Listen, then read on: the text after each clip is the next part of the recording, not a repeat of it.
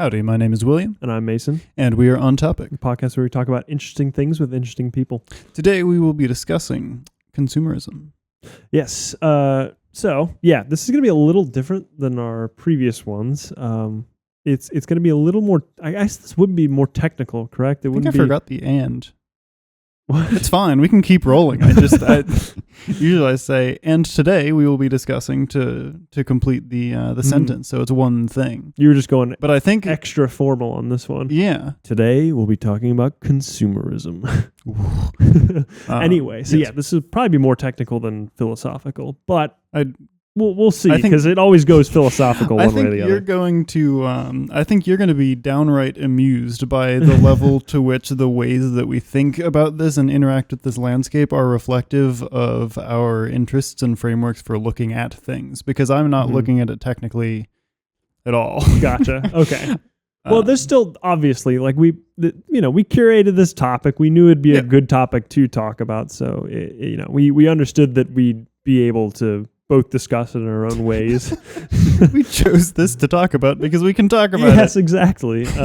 So did you, I think we should start as always with defining some terms. So, this will be focused mainly on consumerism, but I think, it's important to mention consumption because I feel like consumption is at its core. So, this is the object of consumerism. Yes. Tell me if I'm wrong here, but the way I would define consumption You're wrong. Is the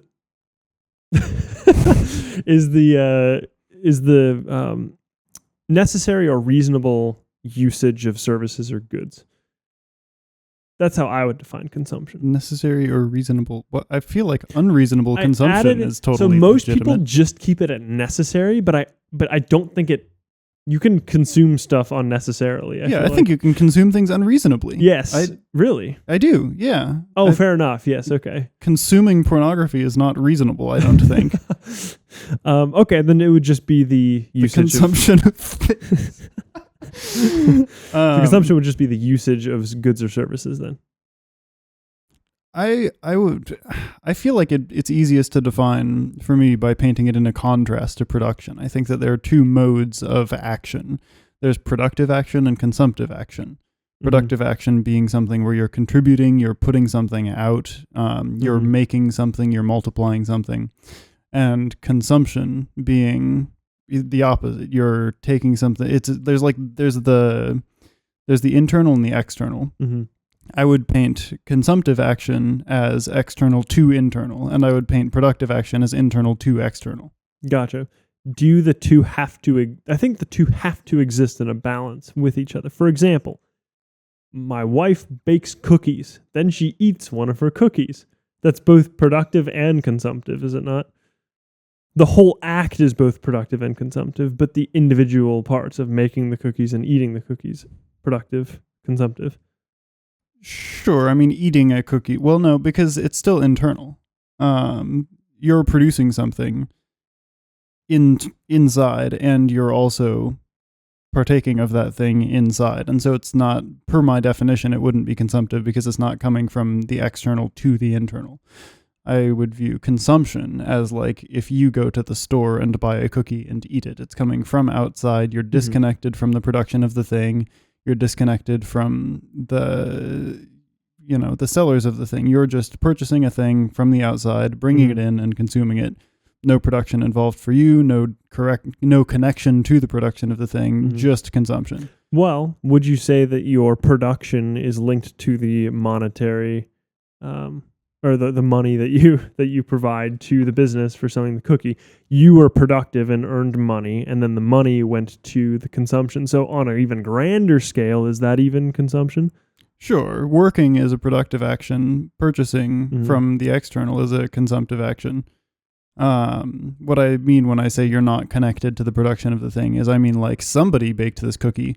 You don't know who, you don't know where, you don't know when. Right. You're just buying a cookie. It's production neutral from you. You've been entirely separated from the production of the thing, making you a consumer instead of a participant. Right. Okay, so I see where you're making the distinction, but I think if you're looking at the independent, like if all I said is my wife ate a cookie. Sure. is that consumptive? I mean, I guess in the purest sense, I don't.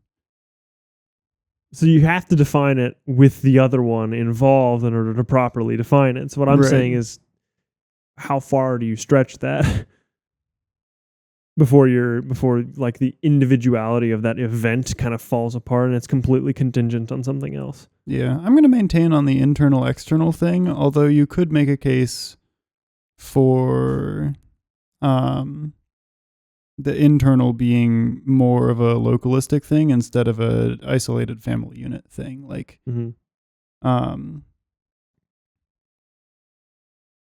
production, consumption. Okay. It's a little tricky because I'll play your game. I will go a step deeper, and we can just say that production is making and multiplying, and that production is making and consumption is diminishing. Yes, we can make it that simple. I feel like okay. That personally, that's how that makes sense to me. I know it. You might not feel the same way. I feel like there is. I think that's fine. I'm fine with that. But I feel like there is a legitimate distinction then still between mere consumption as eating a cookie that you have grown and baked yourself, grown the materials for.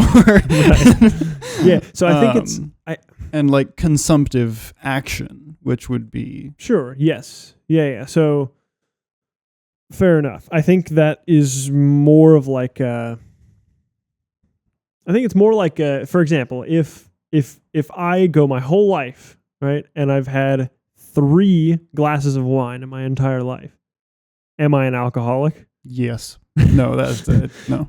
Like, I mean, it really depends on how much you love the alcohol. Can I even say, do I drink alcohol? It's like, well, yes, I have drank alcohol, but I don't drink alcohol, you know? And I feel like that's kind of the same thing where it's like, if you bake cookies and eat them, are you being consumptive? Well, right. You are consuming. You're not being consumptive. Yes. Right. I feel like that's kind of where we're. Yeah. Which I feel like, again, is the reason why that even needed clarification is because I was looking at it purely from like a technical perspective. Like, are you doing the thing or are you not doing the thing? You know? Right. Whereas you were looking at it from more of a. We're still technical at this point. It's just looking at genetic. The genetic relation between you and the cookie. Right. Yeah. Anyway, okay. So yeah, I think we're happy with that, right? Yes. On the consumption thing. So consumerism, I'm gonna refer to what I wrote down because I don't think I'll be able to recall it well enough. Dude, I wish I had time to write the things down. That I'd be happy with it because I feel like I summed it up pretty well. So I said it's a state by which people overconsume beyond what is necessary or reasonable, is what I said. Yeah. However, there is more to that because I know you'll concur with what I'm about to say. All right. It's often associated with so that state of overconsumption is often like correlated with kind of a sense of like consuming is a good thing and you should think it's a good thing. Yes. Where and personally, we can talk about whether we think that's a good thing or whether it's avoidable. We can talk about that. Surely we think that it's bad and avoidable. So again, we can speak about that. Okay. We can speak about that. But I do. Yeah, I think that's probably the best thing I would say is or the best way I would define consumerism is it's overconsumption, but it's often associated with consumption equals or consumption directly leads to greater well-being for the people engaging with consumerism. Consumerism, I would look at more as a sort of schema or framework or a way of being than like what you're talking about is part of it. The consuming is good for you is definitely a part of it, but that's like an axiom of this broader thing that I look at as consumerism. How exactly I would define that though, I'm not sure. Right. It's a little bit difficult. Let's see. You kind of like, it's one of those things where you you kind of get a gut instinct where it's like, yes, that's very obviously It's like what we were consumerist. talking about, like experiencing the essences of people, but not being able to like explain them because it's an experiential thing, not an articulable thing. Yeah. Yeah, this is. I think I can do it though. See, here's the problem: is that my brain isn't like usually you say that, and then you go into thinking mode and process the thing. Yeah. And my brain isn't doing that right now. I can't go into thinking mode. Gotcha. Give me a sec here. Okay. I can, if there's too much dead air, I can cut it. Yeah, because again, we can flesh this definition out as well while we go through. Like, and I can ask guiding questions as we go through this, and we can figure out what that definition is for you. For me, at least, I think I'll stick with what I said. But again, we'll see how that evolves throughout this podcast. So. Fair enough. I think it's broader. I think so. So the problem will be separating what consumerism entails and what consumerism is. And maybe you're right. Maybe all of the things that I'm thinking are just things that it entails. I don't like that. I think consumerism is maybe at its root a sort of emphasis on consumption rather than production, a reframing. A reframing toward present consumption. It frames individuals as consumers as opposed to producers. Primitively, and then the people absorb that frame and then behave accordingly, and then you get the people feeling like consuming is better for them than not, or whatever else. Yeah. But it's part of a broader thing, which is the reframing of people as primitively consumers and everything else secondarily. Gotcha. Fair enough. Okay. Gotcha. So I was going to ask you, actually, do you think that humanity has a natural tendency towards being consumerist? Yes. Since the fall. Gotcha. Okay. So I would agree. I would agree with that. I don't attribute that to the fall, but more to human psyche. But okay. So from that, do you think that humans have a natural responsibility to be, productive as opposed to consumptive? Yes. Okay. How do you make the distinction then? Because from my perspective, it's like if there's a producer, then there's a consumer, right? The two are like they're like, I almost said tidally locked. That's a astrological thing, I think, or not astrological, astronomical. No, astrological. Do you not, mean the sky or do you mean the sky. Magic? Okay. Yes, not the magic. Okay, then yes, astronomical. Anyway, so I look at production and consumption as being like they are intertwined. The one can't exist without the other. I don't think you can be productive without someone being consumptive, and you can't be consumptive without someone being productive. Right? It's like supply and demand. I feel like if you have a thing, if you have a thing that someone else wants and you produced the thing, then they are going to be the consumer of the thing that you made. Productivity opens the door for consumption.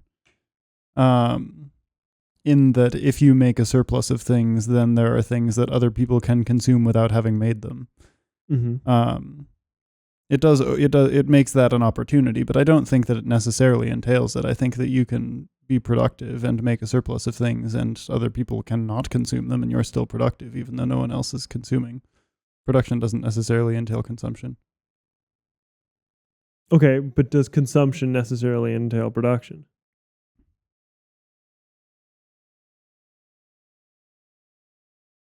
Again, yes, sure. Okay. So you can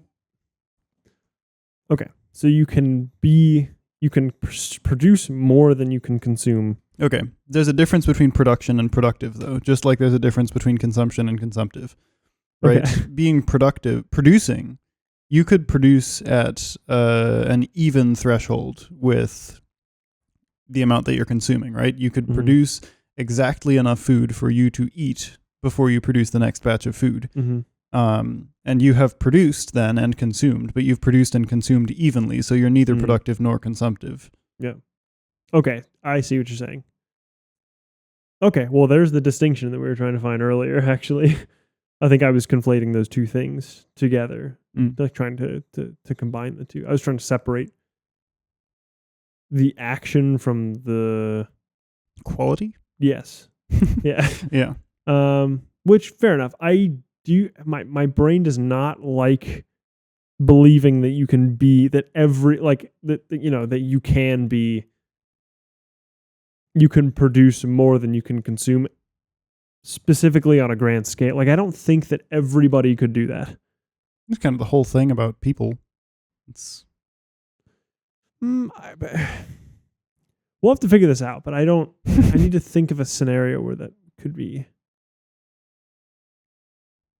I mean, I feel like most of history was like that. Or like even now, I think that that's almost a necessary truth. If you're being responsible in your life, then your children will have more than you had because you've accrued things over the course of your life. Right. People just intrinsically accrue and produce over time. It's a matter of where you're channeling that, because the modern epidemic of consumerism that we have pushes you, instead of putting the things that you've produced, that amount that you've accrued, instead of channeling that into the future, into your family, into your legacy and your heritage, so that it can then continue to produce and accrue. Instead, we funnel it into large detached abstractions, large systems, which then don't do that with it. Gotcha. We take it out of the generational train and put it into this present abstraction, which is centered around consumption instead of production. If you leave it in your family, if you continue to accrue generational wealth, then it's continually productive. It's production oriented instead of consumption oriented. Gotcha. Okay. Really coming down out there. Yeah. I don't think any will come through the audio, but yeah, it is. Even if it does, they get nice rain ASMR. Yeah. You know, there are worse things. Yeah. But it is really pouring out right now. You love to see it. It really is nice. Cool. So one of the questions I had written down before this is consumerism bad? Yes. Yes. I think we can both agree with that. Yay. Yeah, there's many things with this. I think I probably think it's worse than you think it is. Go on. I don't know. So I have taken a interest in economics as of very recently, and well, not as very recently. It's been about a year and a half probably since I got. I don't know. I mean, your urban planning stuff is sort of economically related, and you've been on that for years. Been there. It's always been there, but it's like it's being woken up. It's like a cancer cell. If cancer was a good thing, I think. I mean, economic literacy is a good thing. Sure. Yeah, so I don't look at it as a cancer cell, but sure, I get the idea. Anyway, so from that, I've begun to. The rain just stopped entirely. It went from pouring to nothing. Yeah, true. Anyway, I have gone from being like basically like unaware of the overconsumption of American society to being very aware of it and understanding of how bad it is for the country. Samesies. Yeah. You probably look at it from more very of an individual basis lens. instead of an economic, like a like a geopolitical economic perspective, but maybe. I mean, you could argue that it like trickles up. I think right. It's like if you think my views will surprise you here. Okay. I think you're going to be caught off guard by this one, but I'll leave it for later. We can unveil them slowly over the course of the podcast. It's good for retention, viewer retention. Yeah, of course, and we're all about viewer retention. Oh yeah, our 4 viewers, man. Yeah. Anyway, so yes, we can both agree immediately that consumerism is a bad thing. From my perspective, it's almost like if you're engaging in a more consumerist society, it's almost like you're slowly bleeding out as opposed to if you're producing, you're slowly growing larger. And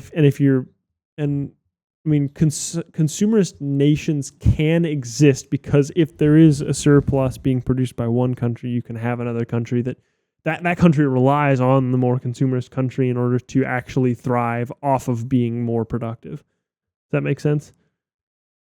Sort of. I mean, that only tracks in a global economy where exactly, yeah, where trade is the basis for survival. Like if I don't have an example for this, but nations got along just fine before they were getting all their food from other nations and whatever.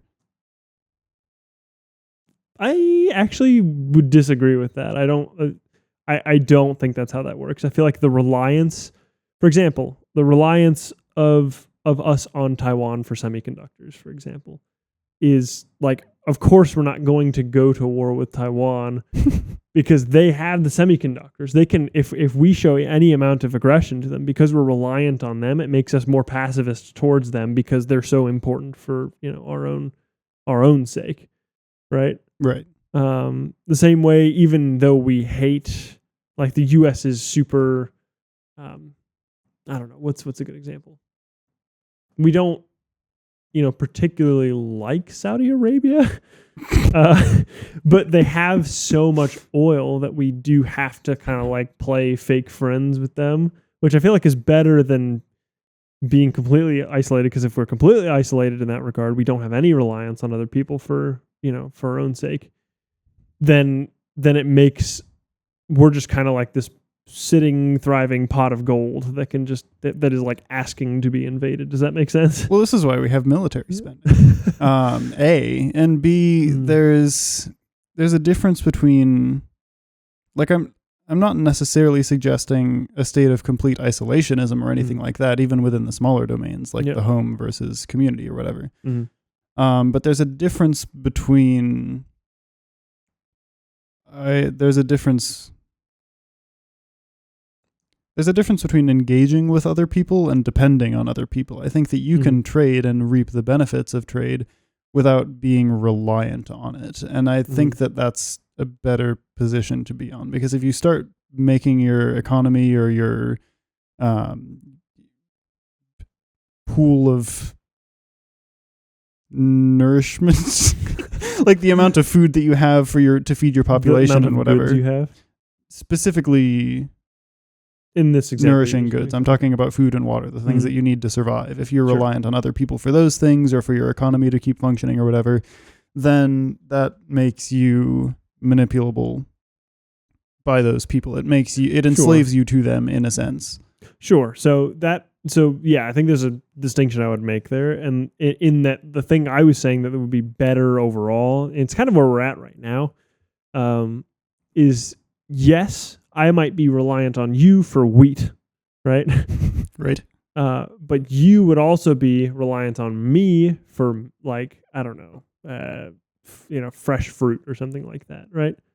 Yeah. If it's a one-way thing where I am just reliant on you for wheat and that's it, that's bad. Yeah. Yeah. But if I'm reliant on you for wheat and you're reliant on me for fruits and vegetables, that is I feel like that is actually more stable than if we were independent. Because then if we're independent of each other, yes, if we're good people, then we wouldn't invade each other or take each other's stuff and whatnot. Well, or if you're just mutually imposing. Sure, but I don't think that's possible. I don't think it is possible to be mutually imposing in that regard. And that's kind of where everyone is right now. That's like the whole thing with it. Like, since nukes, it's pretty much anybody pisses anybody off and everybody dies. So sure, but also, that under that, under that, what's the word I'm thinking of? Precondition that we do have nukes and whatnot. Right. Even under that, now we also have that, interlocked consumer-producer relationship between a bunch of countries, right? Yeah, and it's not the worst thing. Yeah. It's just like a gradient, though, on whether or not. I think the best thing to do is to,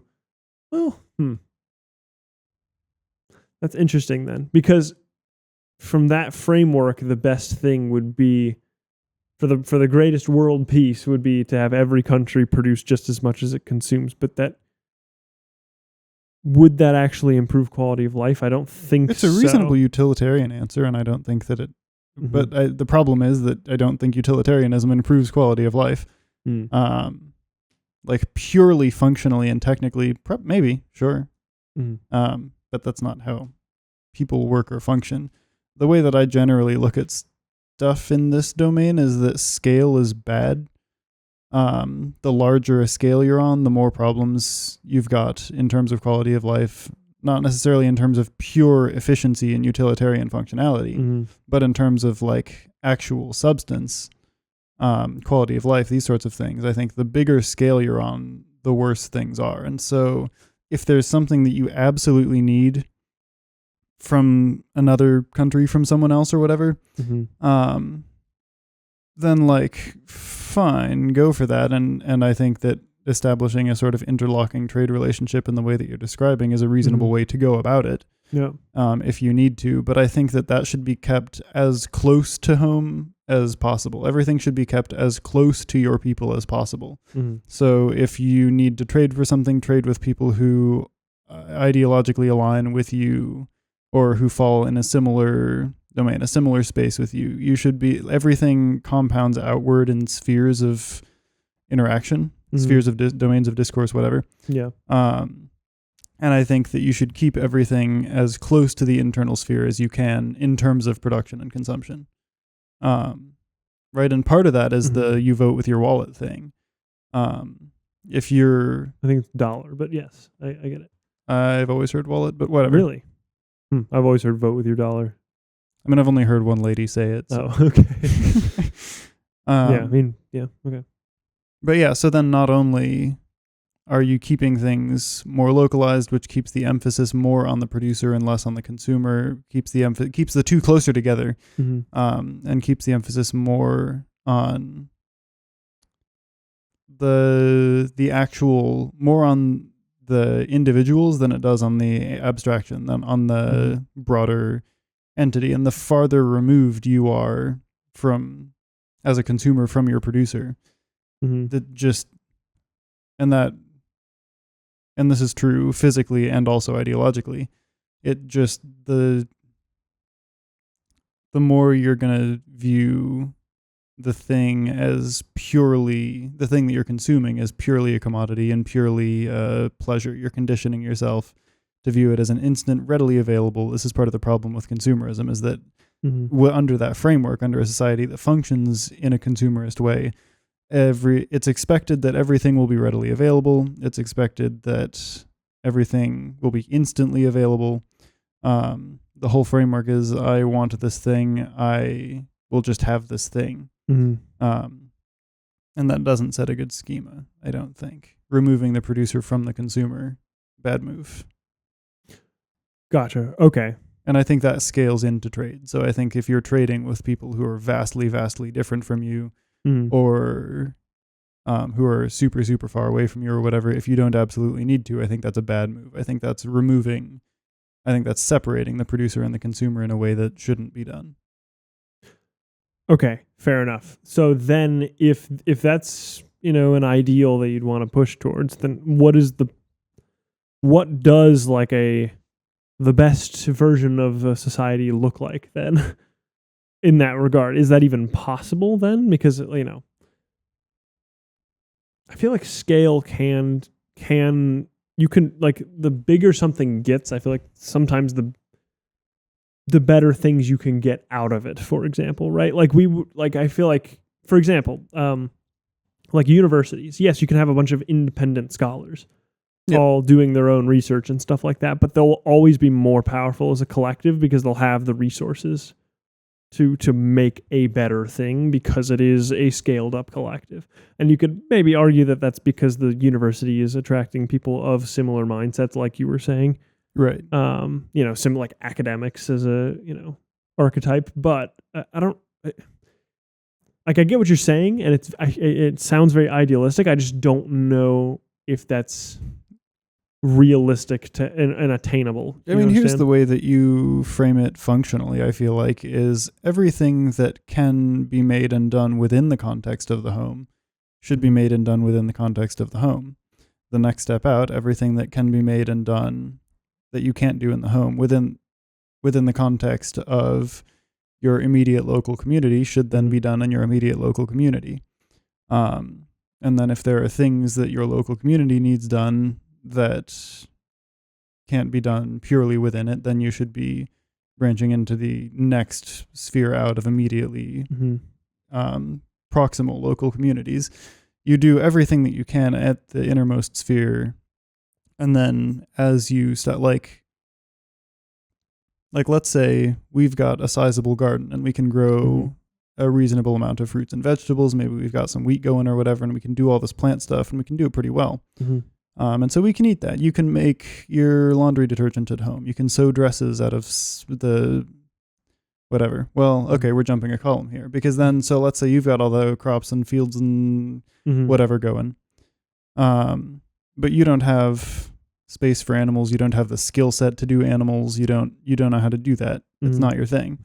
Then, okay, so this isn't something that can be done within the context of our home. Then we'll go to our neighbor who has a bunch of animals, and then we'll establish this sort of interlocking trade relationship that you're describing, where then, okay, so we can do all the plant stuff in the context of our own home. Can't do the animal stuff. So this dude's got a bunch of cows.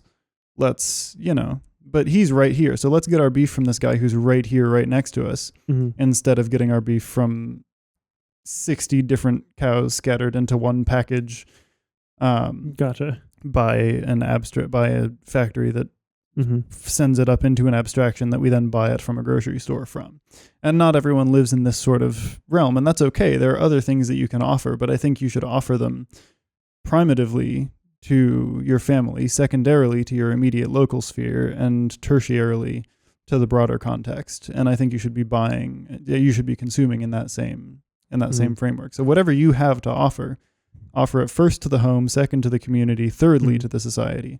And whatever you need to insource from other stuff, be it beef, be it chairs, whatever, technology, buy it, produce it, insource it first in the home, secondly from the community if you can, and thirdly from the society if you must. Okay. Independent artisans and producers. So, and we have the capability to do this now with a broad shipping network and with the internet. We're much more able to rely on independent producers and artisans than we were in the past, really, if we would just do it. Fair enough. So that's actually what I was going to ask next. If that is your idealistic thing, and we are already, we would agree we're already in a consumerist society, correct? Dude, it's Etsy. I think the world should just be Etsy. Okay, fair enough. I do like Etsy, but you would agree we're in a consumerist society. Yes, definitely. Yes. Yeah. At least in the U.S. I mean, there are better examples. Like China is very clearly a producer society. Well, don't go holding up China as some sort of example here. I mean, I'm not saying that they're a good example of, how to live life. I'm just saying that they have an insanely high productive surplus. Sure. So if we already exist in the society now, how do you reasonably get somebody to spend twice as much on something local as they could get abroad? Like, how do you repair the wounds then? That's my question. If you already have established trade routes and whatnot, if you want to get a t-shirt, right? Right. And you can get it made abroad and it could be, half as expensive or maybe 3 times less expensive than something you could get locally made. Is it reasonable to ask people to spend 3 times as much on a good or service that's cheaper because it's outside of the, sphere that you were talking about? Well, I mean, I really think that's more of a matter of priority than it is a matter of technical resolution. It seems to me as though, like, if we really have a network of people making things like it's no more expensive for a lady who has sheep to shear her sheep and to make a sweater out of that wool than it is for a kid in China to do that. It's the same amount of time. It's just priced differently because of the way that we do labor and whatever. And so if you're looking to get something way, way cheaper from somewhere far because they don't pay their workers, you've already got moral problems. But also, B, I really think that part of the reason that the prices for things end up so high is that we're, again, going through this abstraction that's centralized and on a massive scale, which can then set pricing where it wants, and which then, because people are working for the extraction instead of for themselves or for each other. And people expect things. They're not just going to work for free. Then you end up with like the higher minimum wages and whatever, which drives the economy way upward. And so then things cost more because people are having to be paid more for the work that they're doing. And also you're having to ship the materials around from thing to thing. People are working outside of their skill set, outside of their expertise and whatever. You've got this whole network that's like not even good for efficiency, especially in a time when you can get the shirt that's made from the lady with the sheep. Can you though? You totally can via internet and shipping routes. I mean, like this would have been harder to pull off in like the 70s or something. This would have been a harder case to make. But I think with the capabilities that we have now technologically, you totally can do that. Well, in the 70s, okay. In the 70s, so the big flip was in the 80s, from domestic to foreign production of goods and stuff. So actually in the 70s, I feel like I would make an argument that it was probably... To be clear, I'm talking easier, about like buying a shirt from a department store versus buying a shirt from a local artisan. Gotcha. I'm not talking about international versus internal trade. So my question then is like, if you have this bubble influence thing, right? This greater, you expanding into multiple, the thing you explained before with the bubbles, the hierarchy of bubbles. Spheres. Spheres, yes. Well, bubbles are spheres, whatever. They, I feel like bubble has the implication of bursting, which I don't like. Maybe it's just because of the econ terms have taken over my brain. No, I'm just thinking of bubbles. But under that framework, we'll get you some bubbles after this. Under that framework, would the iPhone have ever been invented? I think so. I mean, this is kind of how, because would the need for that iPhone have ever even existed under that framework? Because you have to go way, way, way beyond, right? And take a bunch of gambles and stuff, going further and further beyond that bubble to actually develop something like an iPhone or a computer for that regard. I don't know that that's entirely true. I mean, there's a difference between, we stand on the shoulders of giants. There's a difference between pulling from past discoveries and achievements and whatever, and like sourcing your commodities from several orders of disconnect from yourself. Like, because I know Da Vinci? Who made the flying machine? I think it was probably Da Vinci, but dude didn't source that from China or whatever. Dude was working in his own community on the foundation of discoveries and achievements and whatever that have been made in the past within his community and from outside of his community. That, like, I think you can draw from other cultures in terms of innovation and discovery. It's a matter of actually sourcing the stuff. I think you should be doing that in as close of a degree of separation as you can. And I mean, I guess that kind of holds for discovery and innovation too. I think, like, if you need to if someone else has achieved something and you're looking to do that, and nobody in any of the first 2 or 3 orders of disconnect from you has achieved that thing, then sure, go to the 4th order of disconnect to find out that thing so that you can achieve it within your own circles and bring it in. But if you can't, if someone of a second degree of separation from you has achieved it also, then go there instead of the 4th order, even if the 4th order is cheaper. I mean, fair enough. Sure. I was more so saying like, so a lot of the time, at least in, greater economics and stuff like that, there are instances where people have to take they have to go through a world of like hurt before they can actually achieve something better, right? Mm. What we were talking about with the wheat and the fruit and stuff like that, that's a little bit different because that's, stuff you actually rely on.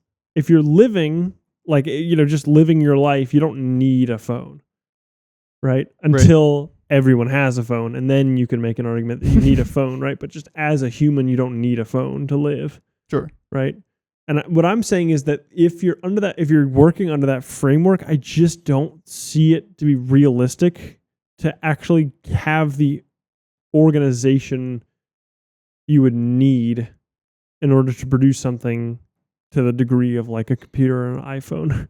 Because with the agrarian examples that we're thinking of here, then yes, I think that works out perfectly. I think that's a great system to have. I could still have problems with the fact that if you are a productive household, right, you only need 15 apples and you produce 20, right? Right. You only need 15 apples. Yeah. So what do you do with the other 5? Give them to the dude with the cows and get a pound of beef. Sure, but 5 apples for sure, a pound of beef. but you want every household to be productive, correct? Yeah. Ideally. Yes. So the 5 apples, say he produces a little bit more beef than he needs for himself. Right. The 5 apples and the beef are an even exchange, which means that they're equally consumptive and productive. That's the problem I have with it. Is that you need somebody to be more consumptive than productive in order for the extra production of an individual household to matter to begin with. Because otherwise, it's basically like if everyone produces a little more, a few more apples than they need, then all the extra apples will rot. Does that make sense? Sure, which is why not everyone should be doing the same things. Exactly, but if you're speaking, from purely a principalistic perspective, you're also this dude produces more beef. I produce more apples. I trade the apples for the beef. I'm equally as consumptive as I am productive. Well, here's the thing though, is that you're not going to be like trading to get a surplus of beef then. You are only going to get the beef that you need. So if you make enough of a surplus of apples, like that, the ceiling of beef that you need, the ceiling of beef that you're going to be insourcing is set. It's fixed. That ceiling does not raise because you're just going to be getting what you need. The ceiling of production that you have with your apples is boundless. There is no ceiling on it. You can make however many apples you're willing to buy the space to make. And so while your insourcing is capped, you can then make you can make more than, like, let's say the trading rate for 1 pound of beef is 5 apples, like we established before, which feels a little disproportionate. Yeah. So you were making 20 apples and trading the 5 apples for the pound of beef, and it was an even exchange. Okay, so then you plant one more tree. So then you buy one more tree, which is already grown because trees take a long time to grow. And now you're making 25 apples. And so now you've got the 5 for the beef, but you're still productive. You still got a surplus of apples even after insourcing the amount of beef that you need. And so then those apples can go elsewhere. Exactly. But okay, so in that, so it's a really weird conversation. But it is, but if you're following supply and demand, you're just gonna have a surplus of supply regardless. Like someone in that community will have a surplus if every household is productive. You have a community of houses, right? One dude supplies the beef, one dude supplies the fruits, one dude supplies the veggies, right? Right. We'll say, that's only 3, but we'll say there's 3 houses in this Sure. community. If everybody in that community has a surplus of the thing that they produce, Right. and they trade it for what they need for the other people. Yeah. Say everybody needs 5 apples. Everyone needs 5 pounds of beef. Everybody needs 5. Give me a vegetable. Carrot. Carrots. Everybody needs 5 carrots, right? Sure. The Such an elementary school way to go about this. But we have to, how else are we supposed to do this? The beef household needs 5 of each, and say it produces 18 of its own thing. Sure. In terms of Right. beef. It produces 18 pounds of beef. Yeah. It can give 5 pounds of beef, and it can trade for the other 5 pounds, right? To each of the other households. I can trade the carrot household 5 pounds of beef, they give me 5 carrots. Yep.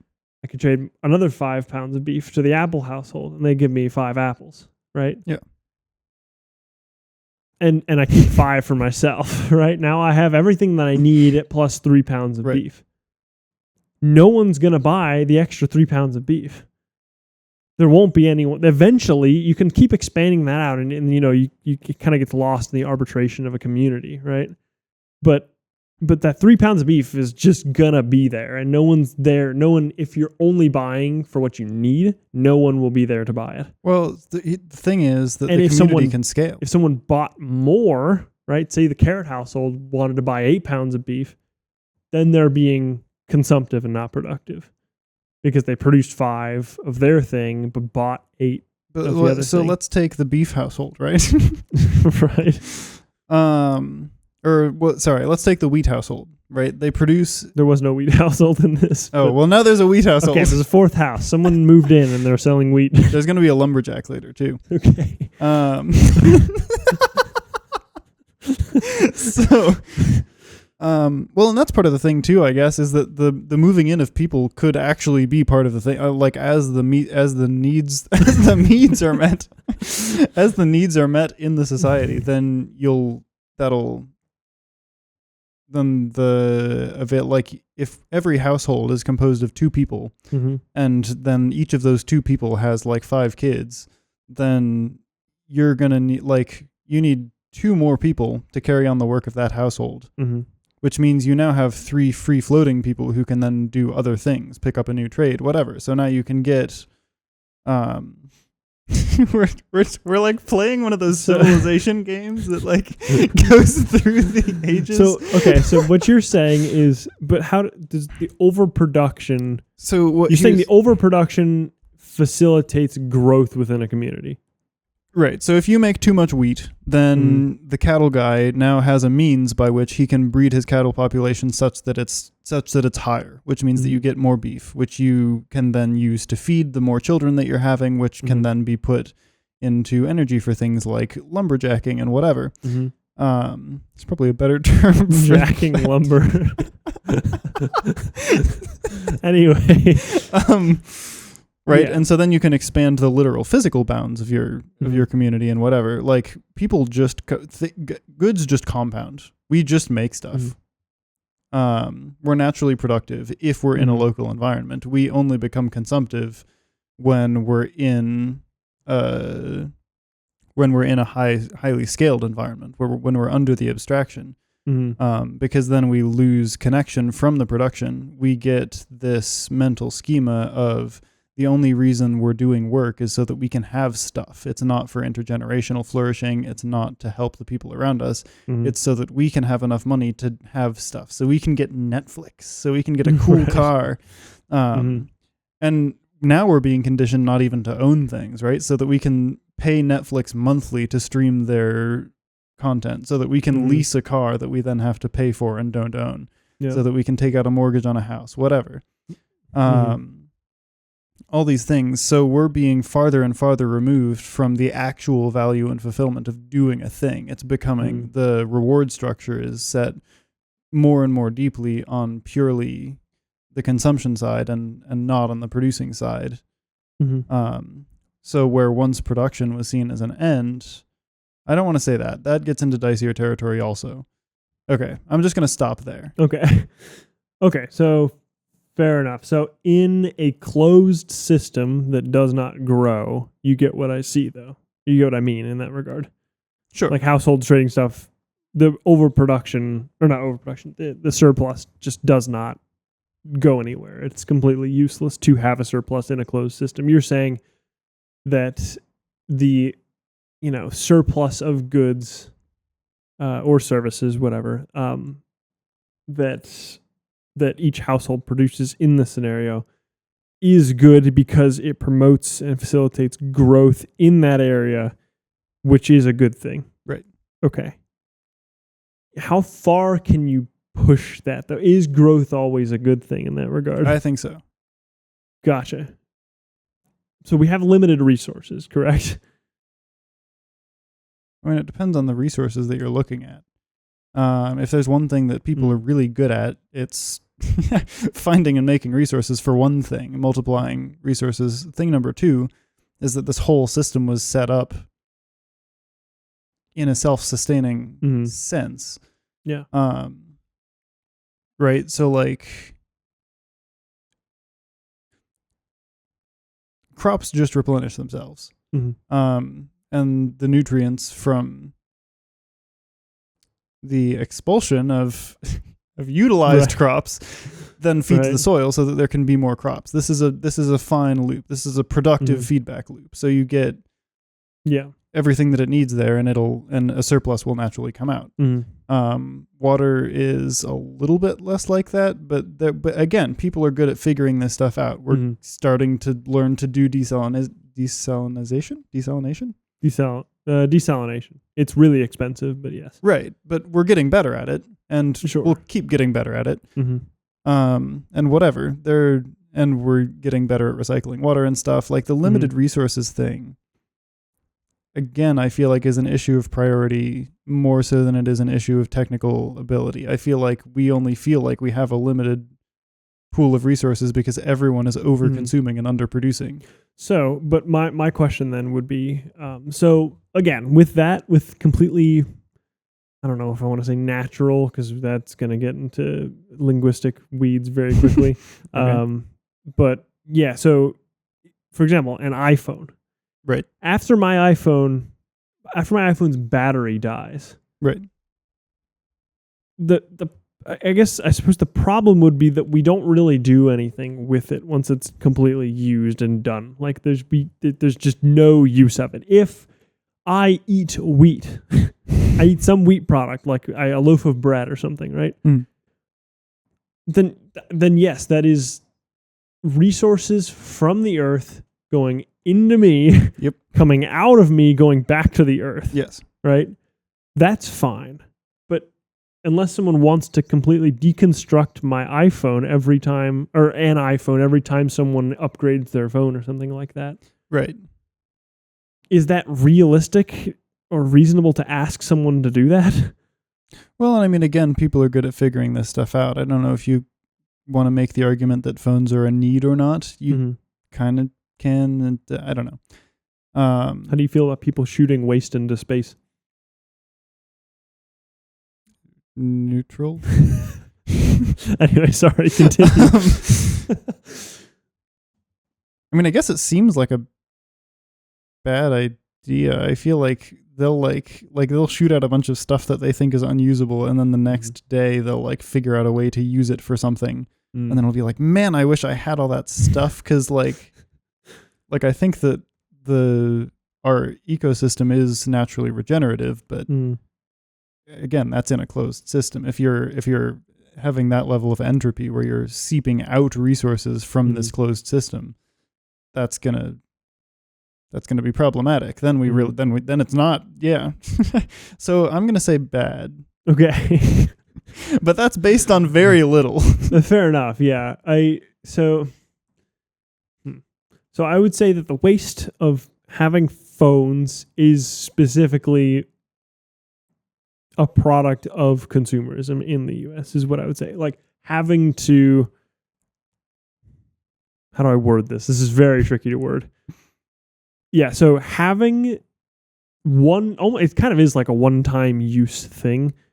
A one-time use product like an iPhone, right? Because it is temporary. Eventually your Right. phone's battery will, expand and die and whatever, right?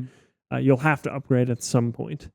Unless it's like a Nokia, in which case I think that thing will live forever. But yeah, you will eventually have to upgrade your phone. So I think it is fair to say it's a very long-term one-use product. Yeah, and that's not necessarily problematic for me. The problem is when you feel like you need to get a new phone every year when your phone works fine. Yes, That's where it gets into consumerism. Yes. Yeah. But so having to, or like, purchasing phones even when you need to, when your previous one, fails or whatever. Right. And not having someone completely deconstruct and recycle your phone bit for bit. Is that reasonable? Or is that reasonable to say that that's not consumerist? I think so. I think it's a form of consumption, but I don't think it's consumerism if you're using the phone to be productive. If the prime purpose of your phone is to look at reels all day, then yes, that's okay. Consumerist. If the prime purpose of your phone is to call up the beef guy and say, hey, I need a pound of beef. I've got this. Let's do that thing. I don't think that's necessarily. I think that may be more productive. And I'm just like broadly kind of optimistic about people and innovation and about people in general. I know what popped in your head. In this sense, I think that we're running out of the ways to make batteries that we have. We're running out of the stuff that lets us make batteries in the way that we know how to make batteries right now. And we don't really know what to do with the stuff from the old batteries.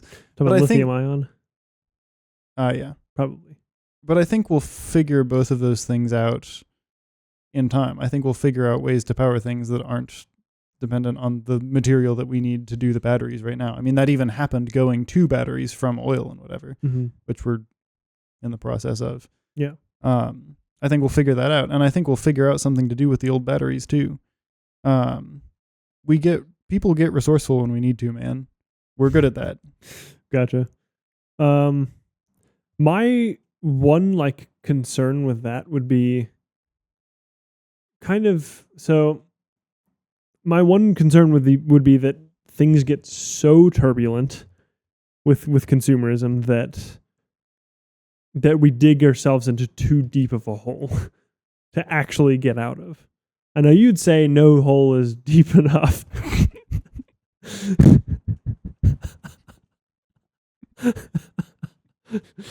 Thank you. I'm flattered. Go on. I know you'd probably say that no situation is too bad that we can't reason our way out of or innovate our way out of. But I do think there is. I think if we get too okay with consumerism and let it go on for so long when it comes to the point where we do need to start recycling batteries, or need to start learning how to recycle batteries, it might be too late, if that makes sense. I feel like we'll be too far off in the deep end to actually recover from that. No, sure. I mean, I think we should be working on it now. I'm just not worried about. I don't have this pressing concern that oh man, we're not going to figure this out, and so all these batteries are going to go to waste, and we're going to have less stuff than we had before. Gotcha. It's going to be a problem. No, we have to figure it out in order to. It's like we were talking about last episode with the you pray for a good harvest, and then you go plant your field and work it. Right.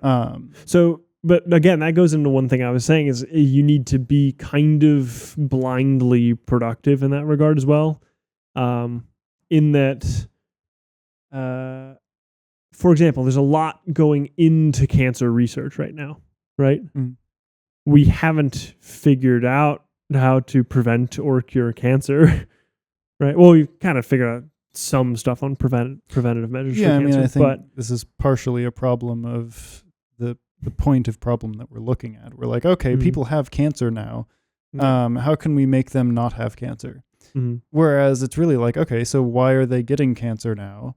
And what do we do? What do we undo that's giving them cancer? Okay. Well, so then I'll go into something else then because again, the cancer treatment, I think it still works, but just to make it more concrete, in terms of recycling batteries, say like it could be a serious challenge to try and recycle lithium-ion batteries, like well, right?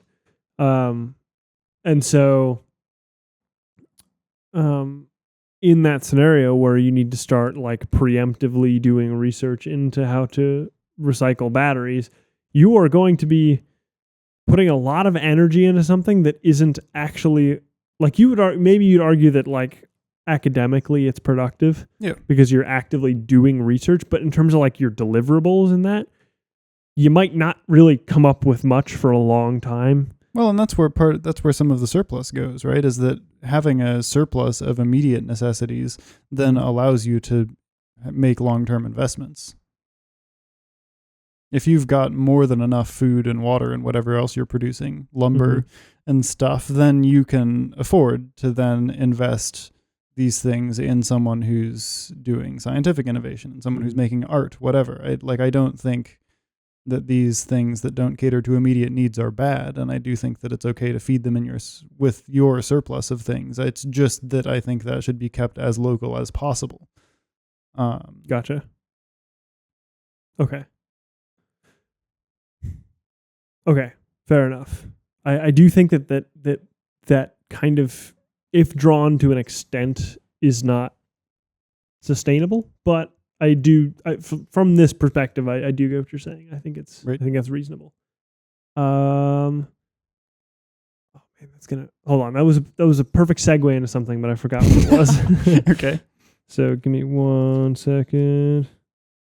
Oh, I actually did have a section that I wanted to talk about in terms of advertising, if you wanted to. Sure. Because I thought it was kind of interesting to speak about.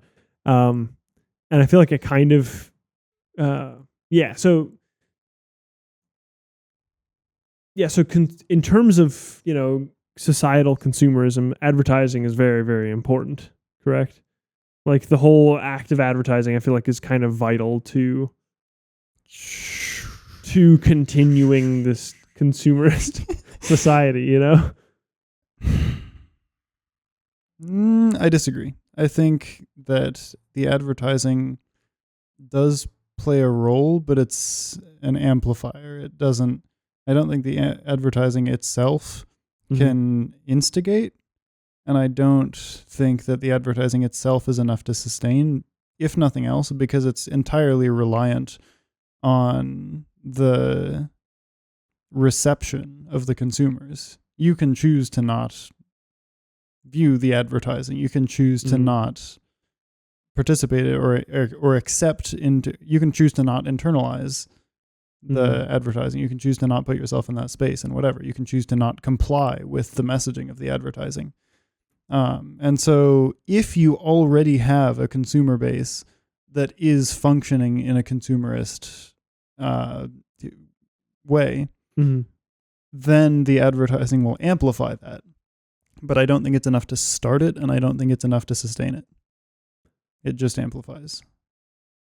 Gotcha. So it's an amplifier, but not anything else. Okay. Interesting. Because what I was going to ask is whether or not you thought advertising was an act of informing or manipulation is what I was going to say. And we don't have to talk about this if you don't want to because we are planning an episode on social media in the future. This is true. Because, we've accidentally broken out into multiple, discussions about this. And we're like, okay, we need to just speak about this in its own segment. So if you wanted to save that for that, we can, because I feel like that's very similar. I want to do an episode someday also on the means of social interaction, what social interaction is for, how you should conduct yourself in social interaction, what's what's morally permissible within the context of social interaction. And I think your question of is it informing or is it manipulation, I think that falls very well into that category too. So we'll hit this in lots of so we'll save. I think we'll save it for now. Yeah. Okay, so yeah, I was gonna say, you would say, would you say that humans by nature have like this, I guess, instinct to be consumerist? No.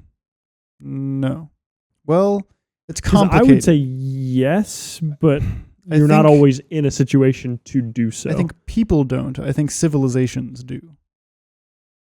Interesting. Okay. So people I think the don't, more you scale, the more consumerism will also scale.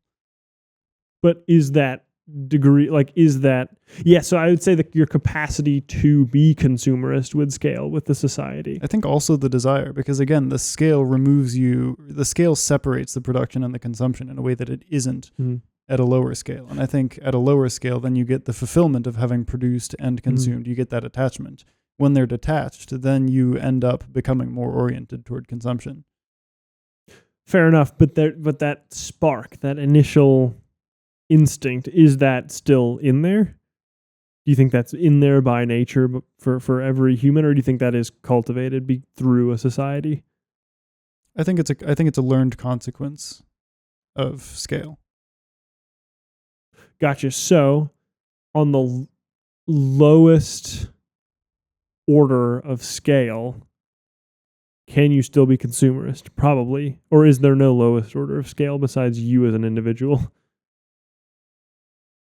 I think the lowest order would be the family.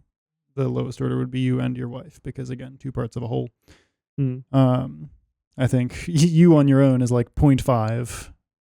It's not legitimate because the scales go in whole numbers. Fair enough. So would you, okay, so then in that scenario, can you still be consumerist in that lowest order? Or would you say that that's no? I mean, not because the order isn't just like the order is more where your mindset is than, or where your focus is or whatever, than it is like,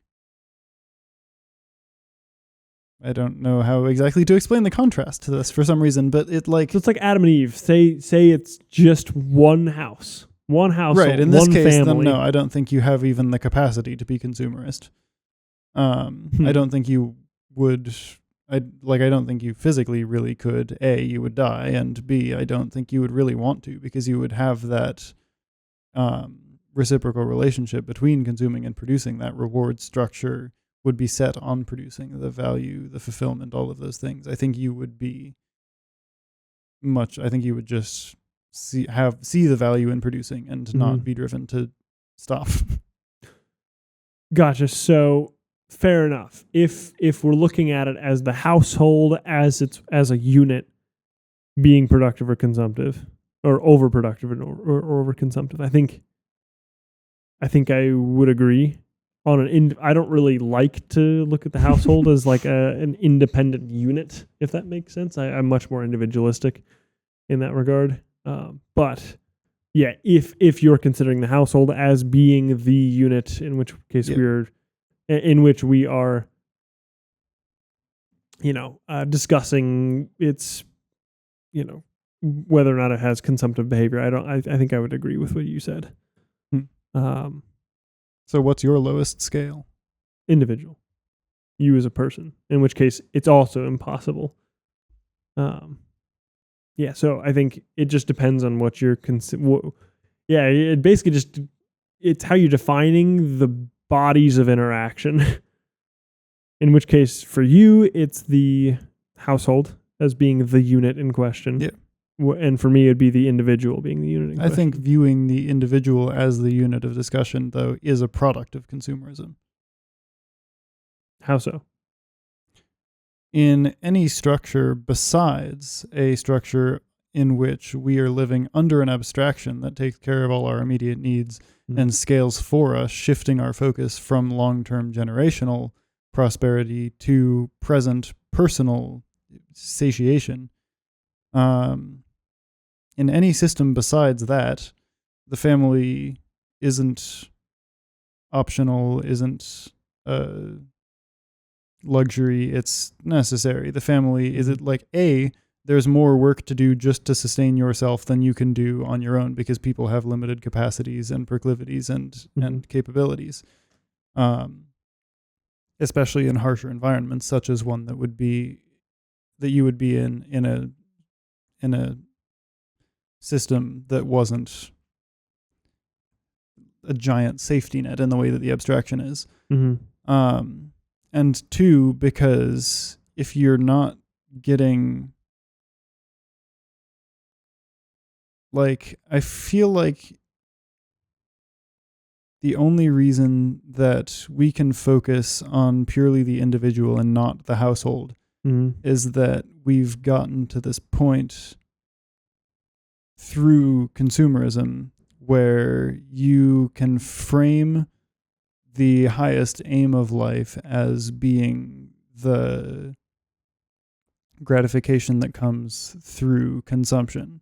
I think in any other frame of life, the purpose, the reason for doing things, the source of fulfillment, whatever, necessarily comes from heritage, legacy. You build something, you produce something, you do things, and then you leave those things. And you need a functional household to do and sustain that, A, and B, you need children to carry that on. And neither of those things can function if you're just an individual. I think the idea of functioning solely as an individual comes out of consumerism. Or at least is necessarily correlated. Fair enough. So if you're tying production to the kind of like heirloom style, passing down, like you're saying, generational wealth or generational capital, prosperity. I'll say. Sure. Then sure, but I can very reasonably conceive of a productive individual in the community that we were talking about before, right? You could have a lone farmer that overproduces wheat or produces a surplus of wheat beyond what he needs, right?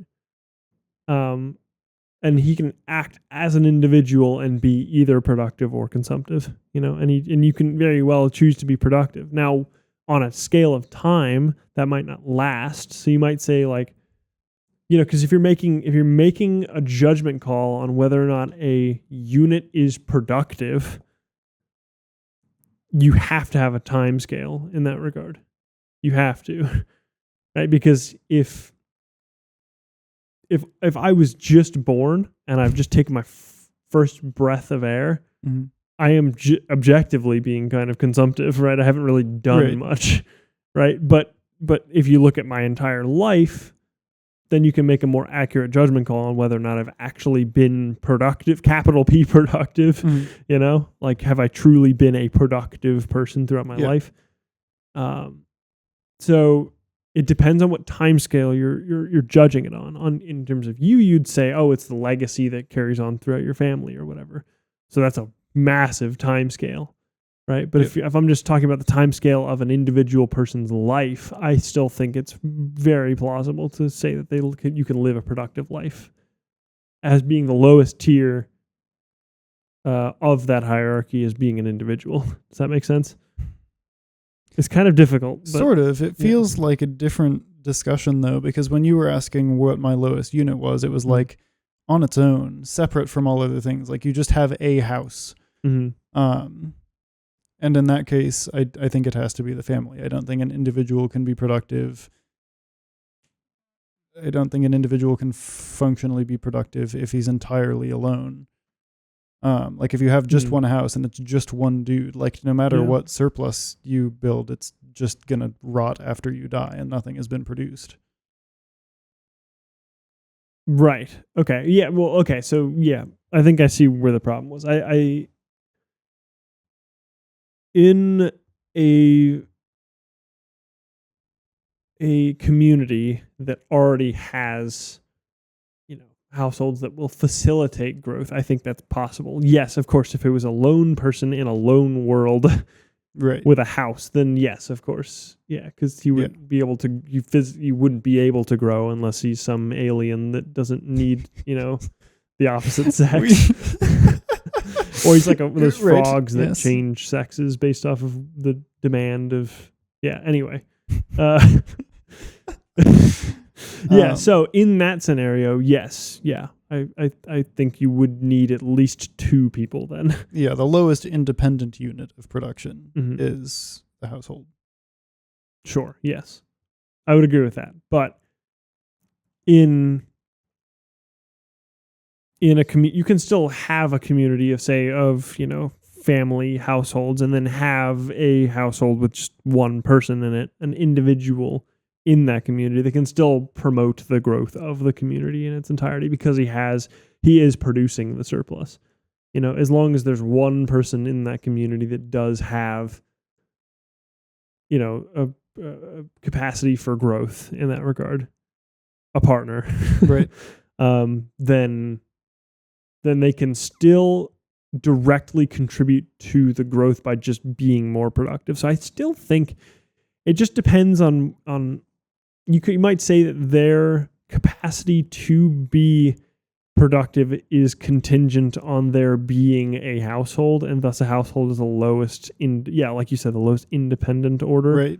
But I also think that I wasn't necessarily discounting dependent bodies in that. Fair enough. And then the question becomes, can one person produce more than they consume on their own?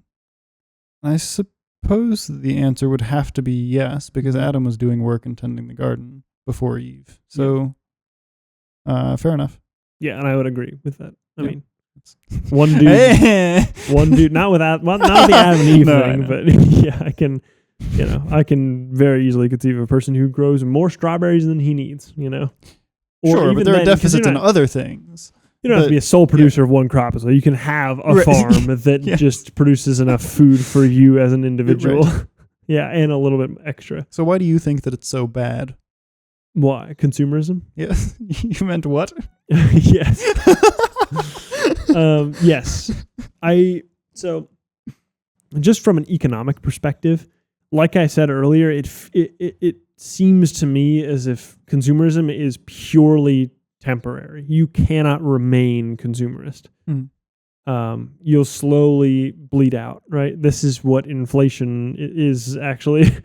The reason I feel like if you really, really break down why the US dollar is being inflated, it is because of the consumerism that lies at the heart of American society. It didn't used to, since like I said, since like the 80s. We were always more of a consumer country, but it was at least a little better balanced. I feel like the transition would have been like World War II. Yes, that would have been another transition period, but like it got really bad in the 80s. Sure. Going from the 80s to the 90s when it really started. That's when we started offshoring a lot of labor and stuff like that. I won't say who caused that because I don't want to get into that, but yeah, so I would say it's a bad thing because it is purely temporary, and if you're building something to last, you do need to be more productive than you are consumptive. So if you're consumptive, you dwindle. If you're more consumptive than productive, you dwindle. If you're more productive than you are consumptive, you grow. Yep. And so I think the better thing is to kind of like swap between the two every once in a while, where you go from more productive to more consumptive over, I don't know, the period of like a decade or something. You slowly transition between the two, because nature and everything likes to work in cycles. And if you can mimic a cycle in that regard, I feel like it functions really well. And other countries, for example, or other bodies that are engaging in that would want to have a counterbalance to that, where they'd be more productive and consumptive, and then they'd be more, you'd flip-flop between the two. I think that's probably the best system I've been able to conceive of in that regard. Fascinating. But again, there's probably ways you could test this with machine learning, actually. I probably could. Someone out there could do a research paper. Well, you're assuming that everyone involved would be a faithful party. Yes, of course, yeah. Which I don't think you can assume. No, I don't think you can either. But again, this is an idealistic situation. So if what's your functional move then? functional move is to try and mimic that as best you can. It might not But happen. if you don't think that the ideal can work because people won't all be faithful parties, Mhm. then pointing toward an ideal that won't function in the real world seems... I mean, you try and be as good of a person as you can, but you'll never be God. You know? So cheeky. Like, I mean, so like you do that with like everything. Well, sure, but if I were to be a maximally good person, it would be a good thing. Like, I can't do it because I don't have the strength, the capacity. But if I were to do it, it would be good and functional. It's impossible to do so. Sure, but if I were to do it, then it would be good and functional. Exactly. I wouldn't. Right, but if these people, like if you were to set up this economic system exactly as you're describing, and you were to get everything going like that, then I don't feel, then that creates power imbalances that I feel like people would then abuse. Sure. Yeah. So it is. Yeah. So it is relying on the fact that people will avoid that. But if they're willing to get into that economic situation in the first place, then I feel like they would actively try and do that. I feel like it would. If you're even gonna have that system to begin with, I think it's unlikely that people would be unfaithful. So I think that system itself is unlikely. But if you can aim towards that, I think you get good things out of that. And we're very consumerist, and we've been very consumerist for like 50 years now. If we can point more towards being more productive, I think it'll promote the well-being of everybody as it stands right now. Now it's kind of in econ, there's a big debate on whether or not monopolies are actually a good thing. Really? Yeah. I thought they were just universally regarded as bad. Actually, no. People say that technological advancement cannot exist without monopoly behavior.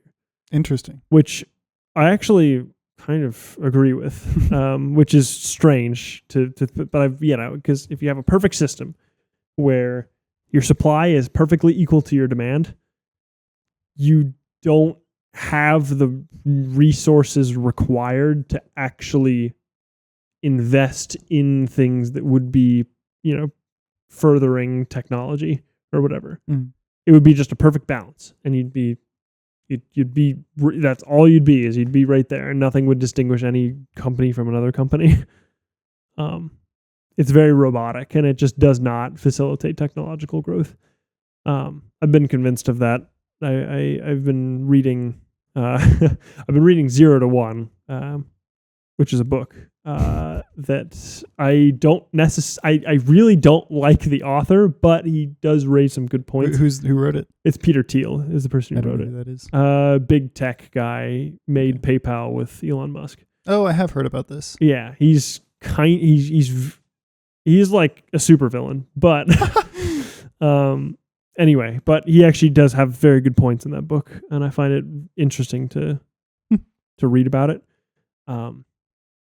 So in that regard, I think what the best move for us now is to move towards a more productive thing. But I also don't think that consumptive nations can't exist, at least temporarily. And my hope is that the fact that we are consumptive right now is hopefully a temporary thing, and that we'll move back towards being productive. But us moving back towards being productive is going to be dependent on either the growth of the population or of other nations and stuff like that, or the shift from another country to being more consumerist so that they can consume the excess production that we have. Does that make sense? I'm not sure we have excess production right now. I feel like we're in a deficit. Oh, no, we don't. Net. No, we are. Right. Yeah, we are a deficit country, 100%. Yeah. I'm saying we are more consumptive than productive. Right.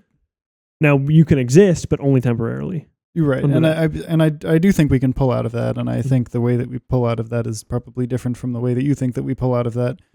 But we would be like the first country to ever do that, I think. If you like historically, when nations go down this broader road, it does not end well. Rome, for example. So would you say it's impossible then, or improbable? Not impossible. It just hasn't happened yet, and I think we can do it. I wonder if I would have to do some research into that. I'm actually very curious if a country has been able to go from an import to an export country successfully. And I think it would. Yeah, Japan, I think, has, after World War II, I think they went from consumptive to productive. I would need to check on that, but I believe. I think that they're more consumptive than productive right now. Oh, no, I think they're relatively even, actually. They're a highly productive country, but they're also very highly consumptive. I think you can look. I would need to look into that. I believe that they have an export surplus, I believe. I think it's just the government's not doing great with managing that. I think that's why they're having their currency is devaluing. Well, I think birth rate is like a super, super easy way to gauge the level of productive versus consumptive that a country is. I think because again, I mean, look at China though. China is highly productive as a country, and their birth rate is terrible. It's awful. It's like Korea level. It's really bad. Interesting. Okay, that's true. It's really, really rough. So I think the lower down in the hierarchy you get, then yes, I think growth correlates with productivity. But I think the higher you go up on your scale. Right. That's what I was about to say, it's a scale. Like the way that China is productive is not the sort of productive that I think we should be. Right. This is not, I don't think that's good. And I don't think that's conducive to any sort of quality of life or sustainability or any of these good things, fulfillment, whatever. I think the sort of productive that is good, again, is more localized, is more focused on the family than it is focused on the abstraction. And then the families all exist in surplus, and then you can feed each other and create networks. But it's like our great country of individual states that all function together and feed into each other, but exist independently. Same thing, lower scale. I see. Okay. Gotcha. China's the opposite. China's one big breathing factory. My brain went mollusk. Mollusk. I don't know why. Not what I was looking for. A breathing mollusk would scare me. I mean, I guess it would be breathing, but it's more like filtering than breathing. Anyway. What is breathing but filtering? I suppose, yeah, but I don't know. I think of breathing.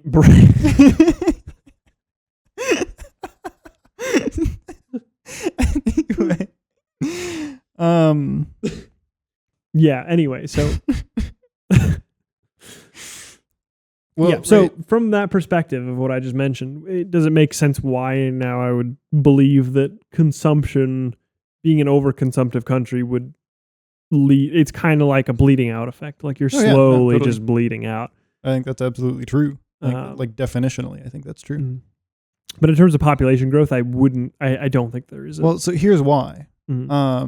Is that, again, there are lots of effects of living in a consumptive society. Living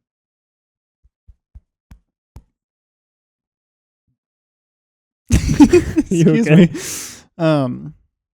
Living under that framework of consumerism. One of which is that, again, the more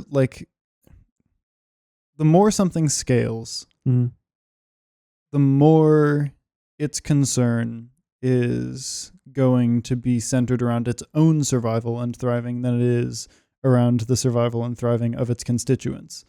And the more that takes place, then the more the allocation of its resources and energy is going to be distributed according to the hierarchy within that structure, as opposed to not right. As opposed to in accordance with anything else, merit, production, whatever. Yeah. And so just in that sense, you get this shifting of priority, the shifting of reasonable means of personal flourishing, right? Because in a non-centralized framework, children are going to be like a key thing to your flourishing. They can help you work and carry on your work and whatever, which is hugely good and helpful. And B, sorry, I said A and B all at once. They carry on the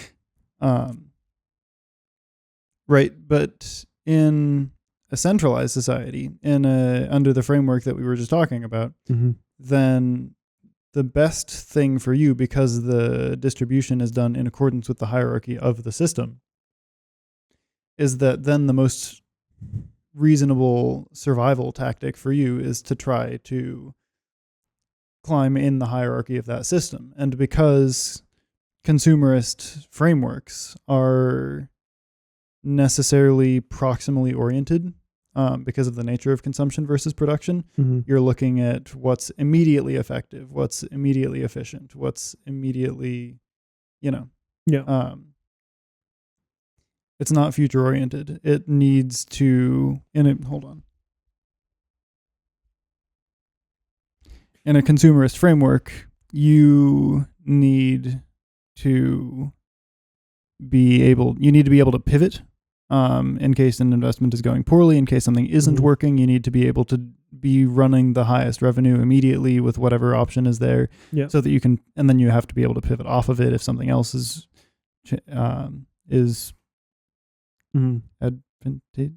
superior, et cetera, et cetera.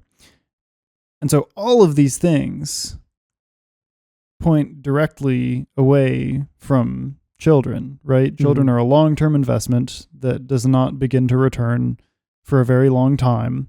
Right.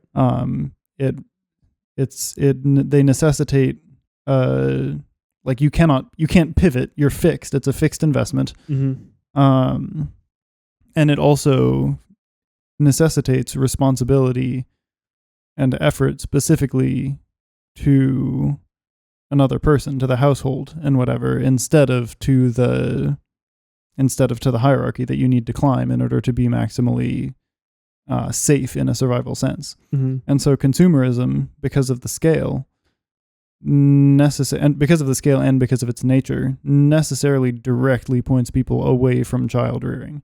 I view it as part of a broader cultural sort of anti-natalist like thing, agenda for the movement. The extent to which that's intentional, you can speculate on. I don't have answers for that. Within the physical domain, I do think that I think there's biblical grounding for this. And in Genesis, we get this casting of the war between the serpent and the seed, the enmity that's put between the seed of the woman and the seed of the serpent and whatever. And we get this contrast of the world's ways and of God's ways. And right, so you've got this the enmity, I've always said that word backwards, between the seed of the serpent and the seed of the woman. And we see this playing out all across biblical history. We see multiple instances of specifically the newborns, the young being targeted and whatever. And I think so. I think this conflict is metaphysically imposed. I think this and it's that same vying of the serpent that leads us down this consumerist path, because the consumerist path necessarily breeds antinatalism. I think it teaches it. It conditions us. It conditions us, and it makes us frame everything specifically in every way that would make children not make sense. So I think that's part of it. I think there are lots of other things that are part of that I won't go into right now. Gotcha. Those can be for other conversations. I mean, fair enough. I can't really fault you for having that grounding. I mean, it's part of your core belief, so I can't. Yeah, I mean, I think it holds without the grounding, though. Like, I think you can see what I'm talking about, even from a secular perspective. Yeah, possibly. Like yeah. You don't, yeah. Yeah. Fair enough. Yeah, I don't know if I'm ready to fully jump on board with that, but fair enough. Yeah. Yeah, it's kind of how I've ended up framing all of the evils of the world. I think everything bad is ultimately pointed against children. I think Gotcha. that's, yeah. Fair enough. Okay, so one of the things I did want to talk about, just because maybe I just want to rant. I don't know. I also want to rant, but go ahead.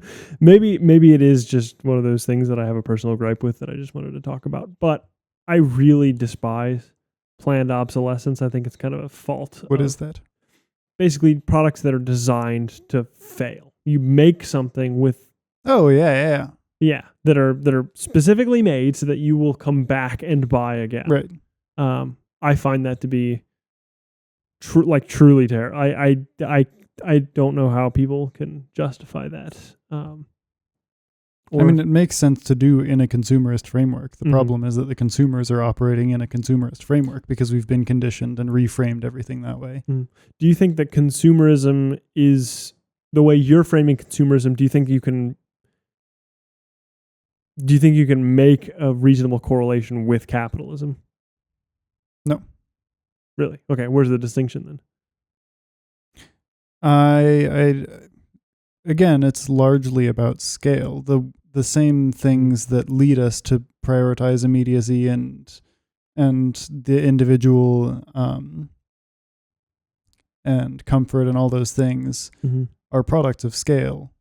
But is scale not a product of capitalism? No, I think the biggest scale is a communist system. Everything becomes, like China is the functioning on the biggest scale. The government is like a single controlling umbrella unit that everything else then works under as a cog in. I meant to say like more so like companies that exist, like for example, capitalism as a system has a tendency to produce monopolies. Yes, they might be independent of a governing body, sure. And you can make an argument as to a governing body versus... I mean, I don't think it makes very much difference whether the monopoly is a company or whether the monopoly is the government. I don't... Really? It doesn't... It seems equally problematic to me, whether you have a giant corporation that's in charge running things or whether you have a giant government that's in charge running things. I think that the problems carry over either way. I think what you have to have is not a giant thing running things. Again, scale is the problem. Centralization is the problem. Communism, socialism, both scale the government more than I think is good or productive, and I think would lead to a similar consumerist framing. I think the only way that you get out of this is... I do think capitalism. I think capitalism is necessary because at least it leaves us the option. Because with capitalism, the power lies ultimately, and this is another point that I wanted to make. I think the impetus for the situation that we're in lies entirely with us as the consumers. Because that's the nice thing about capitalism. In a properly functioning free market, yes. No, even in they can only sell what we buy. The only reason they could, like, junk food is like a super easy example, right? Like, sure, I would agree on junk food, but terrible for us. I wouldn't say there's a blanket. The only reason that they can sell junk food is that we buy it. And so if we stop buying it, then they won't sell it anymore. They can't make it. I don't think this is the market's fault. I don't think this is capitalism's fault. This is our fault because we're playing into it. If we function locally, which we have the option to do, we can choose to put our dollars wherever we want. We choose to feed them into the abstraction. And so we're feeding that. That's on us. That's our fault. But we could not do it. With a true monopoly, you can't. You don't have a choice. You need something that the company can only supply you. Sure. And that's it. And you have no other choice. You can't. You actually can't make a decision. So you try and avoid that before it happens. Right. I don't think we're there yet. Yeah. And so I do think we could pivot right now. I think in this capitalist society, and I think capitalism is the only way you can do it. I'm just saying capitalism tends to produce companies or organizations, whatever, we're combining them here for your sake. I think people tend to produce organizations that scale. I think let me specify. I think large civilizations, large communities tend to produce organizations that scale in that way. I think that the only antidote is localism, and I think the only way you can properly run localism is through capitalism. I think capitalism, because all of the systems produce a giant conglomerate that runs everything. Socialism communism, capitalism, they all do that. People just tend to produce those things. We need to pivot off of that. And the only way we can make the large organization not happen is by putting our dollars into individuals, into smaller units. And the only system that lets you do that adequately is capitalism. Because it seems like for me, what system the system you speak of that would be like the most ideal system for facilitating your goals in that regard would be no system at all. Because if you have a system that is capitalist, then you need some government to keep it capitalist. You know what I mean? Like you need some type of governing body to do that. So you like, sure. So if you and okay, so but it feels like a feedback loop as well. I did want to speak about that. If capitalism has a tendency to reflect the opinions of people the best, and people's opinions want to make big organizations, capitalism through that chain makes big organizations. Yes. Yeah. So how is capitalism the best system then to avoid that? Because what we have is a problem of culture, not a problem of function. Again, same as all the other things. The problem isn't the system. The system works fine. The system's doing what it's supposed to do, which is making what we pay it to make. The problem is that our values are not properly aligned. We've disordered our loves. We're more concerned with productivity than we are with sustenance. I mean, like, we're more up like margins than actual, Yeah. We're more concerned with ourselves than we are with our families, et cetera, et cetera. We're more concerned with comfort than we are with fulfillment. And because of that, then we're putting our dollars in the wrong places. We're paying them to make things that are bad. That's a values problem. That's a culture problem. And the way that you fix it is by shepherding, by helping the culture, by shifting the values, by changing the cultural tide so that people can see that localism is just better for everyone and you should do it on moral grounds, but also that B, it's actually better for you, because if you have this abstraction that's completely removed from the consumer and from the producer, that's completely maximized around its own thriving, which means it's maximized around efficiency, then you're going to end up eating like 90% foam and plastic instead of meat and vegetables in the food that it's making, because it's cheaper and they can get away with it because we'll buy it. You're going to every aspect of it is worse for you personally as well as for us societally. It's just better for you to go local. Yeah, no, fair. I'm not like, I wouldn't have specified this. I'm not like attacking No, I know. Capitalism or localism. I actually believe, well, first, okay, so I believe consumerism is inevitable because capitalism is inevitable. I don't think you can really get away from capitalism. Even parts of China like operate capitalistically, like they do. Yes, like obviously you do have the overhead of the government that oversees what it can, but there are very clearly capitalists, micro systems within China. Like it's unavoidable. I mean, even global trade functions as one big capitalist system. You can't avoid that. You can't. It's just not possible. So on that, on that foundation, I think I'm not like saying capitalism is evil. I think it just is. Which, so I just wanted to specify that. I'm not like attacking that. Cool. I am saying I think localism is almost unattainable. I don't think it's sustainable not sustainable. I don't think it's realistic or attainable, like on a grand scale. Like, yes, it's one of those things where it's like, I don't like get particularly upset when people, have this rosy image of a perfect localist society and whatnot, like you were talking about. I don't like get upset about that because I think that is a good thing to like, place on a pedestal and say, hey, this is something that I think we should look up to. Like, this is a good idea. Do I think it's possible? Absolutely not. I don't think it's possible at all. I think it is actually too good to be true is what it is. In my mind, at least. I mean, as a point of clarity, I don't. I don't know exactly what that would look like or if it would work or whatever. We're definitely out of my element here. I can kind of argue these things from principle, and a little bit from psychology and theology, and that's like the domain that I live in. So in terms of actual particular economic functionality, I don't know exactly what it looks like or how well it would work, but I think it could. I totally think that it could, but that's not based on. I'm not an authority. Yeah. Fair enough. So do you not consider yourself to be a democratic socialist anymore then? Well, no, I am. I would still consider myself, but a democratic socialist is not inherently anti-capitalist. I feel like socialism and capitalism are distinct necessarily.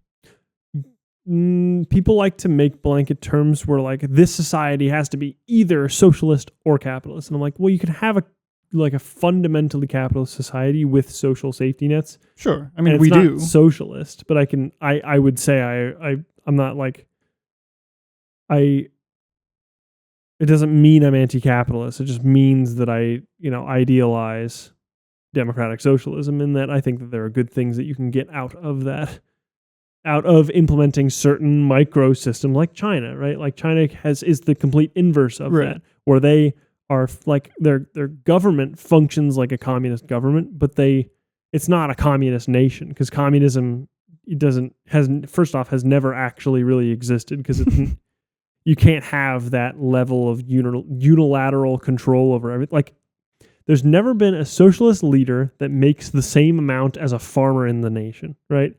The person leading the socialist regime is going to be making more. Like, it just hasn't ever existed. But is it something they can idealize? Absolutely. You can idealize communism if you want.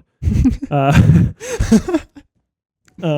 communism falls under the socialist umbrella. Like, socialism is a greater ideology than communism. Communism falls entirely inside of socialism, but there's a lot of other stuff in socialism as well. In fact, like a majority of liberalism is also in socialism. Liberalism is inherently centrist. That's what it is supposed to mean.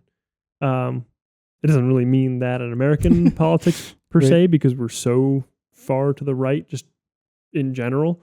But, traditionally it wouldn't. But democratic socialism is like basically like if you're making a scale and the middle is liberalism or centrism, and you have capitalist and socialist on this, and each half is that, democratic socialism is just past the median. It is barely in the socialist category, I suppose. So why do you orient more socialist than capitalist? Because I think it's a good thing to point your ideals to, right? Like, interesting. Yeah, I think it's a good thing to point your ideals. I don't think American society will ever actually be socialist. In fact, you could even make an argument that China isn't actually socialist, right? Because of how much capitalism has benefited them. Like, those capitalist microsystems have benefited them. But, so I don't think you ever really can do that, but I think it's a good thing to look towards for specific things, if that makes sense. It's like you can segment how you view it. It's like, it's going to be capitalist, but we can implement certain socialist ideas in order to actually make the country better. And so you align that way, not necessarily because like that would be the ideal end goal, but as a means of putting pressure against the sort of pure capitalism? Yes. More so, yes. That is what I would fair enough probably say, yeah. Because I think capitalism is like, socialism is like it's like white noise. Capitalism is like the most all over the place. It's like what do they call it? Math rock. It's like it's real, or not math rock. It's like just really intense. Like, it's like you have noise and you have control. Capitalism is noise, right? And socialism is complete control. It's like flat. I think this is very reasonable. And the noise is going to exist. But that noise, if you implement some amount of flatness, can turn into like a really nice note, Right. Does that make sense? Yes. No, I'm totally with it. Yeah, I mean, like so if you hold those ideals and assume that noise already exists and you implement that, then it can turn into something very good. Mhm. Yeah. Yeah, I'm kind of on board. I think where we are on the slider would be different, but we've talked a bit before about how like I don't care for monopolies either. I tend to be of the mind that like I'm not opposed to antitrust stuff, for example, which is not a pure capitalist thing. Yeah. Yeah. Fair enough. Yeah, I didn't mean to go off the deep end there. We can speak about that in another episode. We can get really into political ideology if we want. That'd be a fun one. It'd be very risky, but it'd be fun. I think we should, but not immediately. Yes, we should. We should get first off better at this and explore more ideas. And that before can be, we do that, the political ideology one can be like a subscriber special. That'll be their motivation. Yeah, true. 10 subscribers. Yeah, we'll set a more reasonable goal for that. Anyway, so 10's too hard to hit. Yeah, 2. I think we have 4. We have 4. I believe. Nice. I know.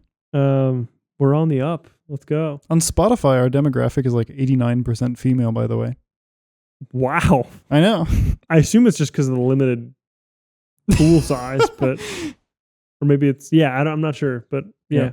Okay, so as a kind of like a wrap up of everything, so consumerism, bad. Yes, bad. We both agree on that. Consumerism, bad. The realistic nature of whether or not consumerism can be avoided, we still probably disagree on. You don't think it can be avoided? I don't think it can be avoided because capitalism can't be avoided, and I think the two are kind of like locked with each other. Consumerism does not necessarily come out of capitalism, though. You can totally have a capitalist system that doesn't function in a consumerist manner. Capitalism is just whatever we do with it. It can't exist. The system that you're talking about, I don't think is possible, which is usually your counterexample to that. But I don't think that's possible for it to exist, the full localist society. Well, whatever the case may be, if you have people oriented toward production, whatever that looks like in your idealized image, then that's what the capitalism will turn into instead of the consumerism. Because capitalism, is just a reflection of the intent of the consumer.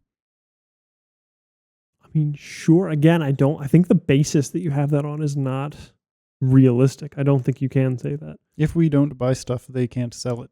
But you need someone to buy that from you. Like there's always going to be. So I don't think capitalism. Let me. How do I phrase this? If capitalism is unavoidable, it will exist, right? And you can have nations that both exist from basically where I'm basing this off of is every single society that is like hyper capitalist from what I've seen, right, is like very much so more. They have like for example an import surplus, like they import more than they export from what I've seen at least. So the freer the market, the more it just seems like you import from like, it might be correlation doesn't equal causation. And I would really need to look into that more, but I still firmly hold the belief it just makes intuitive sense. So it just makes intuitive sense for me that consumerism just as a natural tendency cannot exist without, or not. Let me think. Capitalism can't exist without consumerism. Yes. Yeah. Yeah, I don't think that holds. Insofar, like, I don't know. I don't think it holds any more than any other system, at least. And I think that, I don't know. I mean, maybe I'm just too much of an optimist, but I think that we agree that it's a cultural problem. Yes, that it's a problem of values. Like, if people had and were operating economically motivated by good values, then consumerism would not permeate across a capitalist society.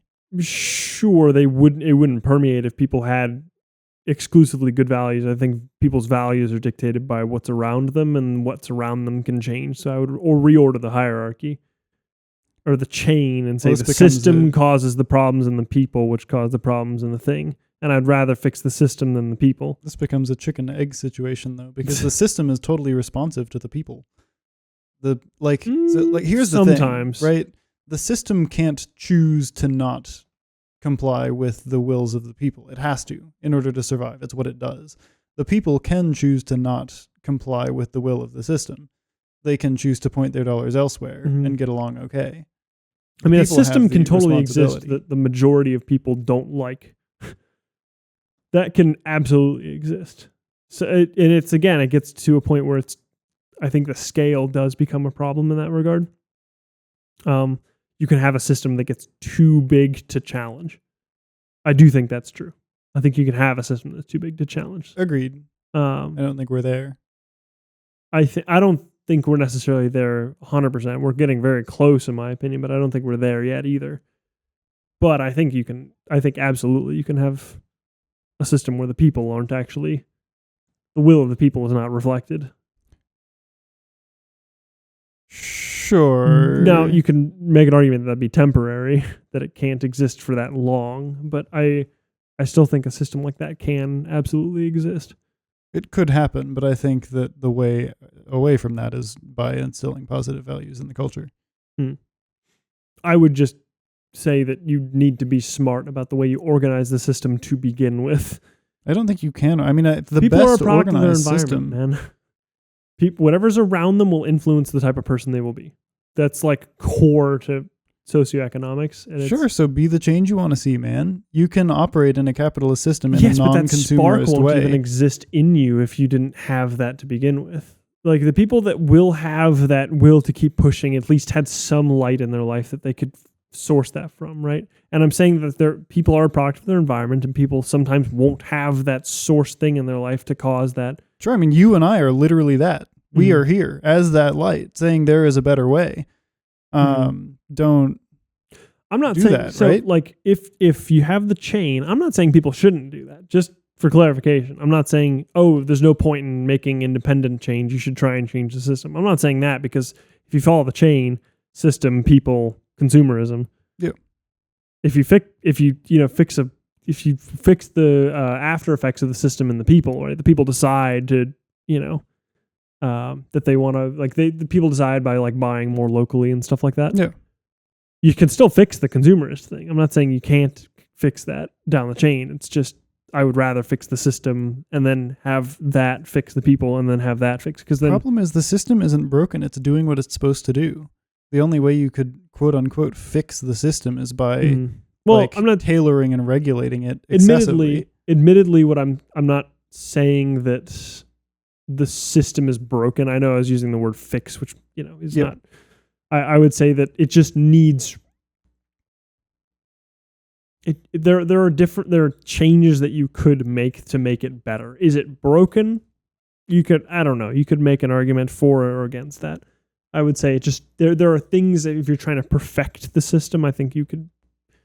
There are very easy changes you can make in that regard. I think if you're changing it at a system level, then it turns into compulsion, and I don't think that's good. I think it has to be voluntaristic. It's like raising a child to an extent. I mean, there are limits to that, of course, in child rearing, but it's like I don't think change to a system has to be compulsory, though. It's like we were talking about with the New Year's resolutions, right? It's like you can make them not or the alcoholic example.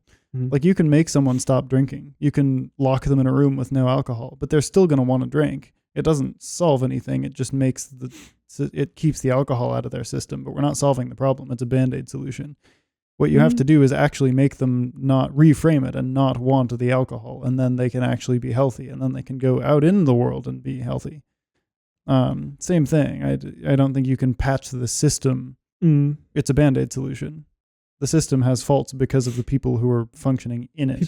Yes, but I wouldn't conflate capitalism or those types of things with addiction. I don't think that's an accurate representation, because there are people, for example, people will choose the cheapest option for, like, if you have one t-shirt, one black t-shirt, the other black t-shirt, one's made in China, one's made in the US, right? The majority of people are just going to buy the cheaper shirt. But that's a value problem. People are just going to buy the cheaper shirt. But if you change and you make like beneficial changes to the system to make it so that production like that can actually compete with foreign producers and whatnot, then you actually have people choosing the cheaper option, which not only is good because it's, one of your own products, right? You're not importing it and consuming it in that way. You're consuming locally, you're Right. buying something, somewhat locally. It's, depending on the scale, it could change, but, and then people make that subconscious decision, but it is just a good decision. People will act on their subconscious decisions. That's just like a thing people do. Yeah. And I'd rather work with that to create good decisions and good things in the world than to try and change the people, because I don't think the people are capable of change. That sounds very pessimistic, but I do believe that is true. People are just going to turn a blind eye and pick the easiest option. I do. I think it's a problem of our level of optimism toward people. I believe that they can change. I think, because I didn't know the things that I know now, and I didn't used to hold the values that I do now, even regarding consumption and whatever. And then I learned, and then I came around, and now I think this, and it's like, and you're not wrong that came about sort of as a means of the things in my environment, but that's like part of the beauty of a capitalist system, is that the environment isn't regulated in the way that it is in other systems. There's just stuff floating around. And there are things that can point you in good directions just as much as there are things that can point you in bad directions. And you can see the emptiness and misery in your environment, and that can be something that cues you off to look for something better. Like, you're talking about people being influenced by their environment, and so you have to like fix the environment. It's like we are the environment. We are making content. We are people's environment. We can influence them to be better, to not play the consumerist game in the capitalist system. And then if we can do that successfully, then the capitalist system will stop being consumerist because it responds to them. The system is bound to economics. The people are not bound to economics. So I would say, so under this system, you would have to make the people make a decision.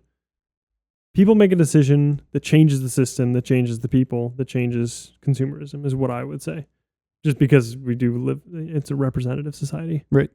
So yeah, fair enough. I think you could say that. I don't know. I still think it's, I think I would still interject people in that chain again. I know you dropped them the second time, but I think I would still keep them there. Because I think the majority of people are just not going to be aware enough about that stuff to make an educated decision like you want them to. Also, we need to wrap up.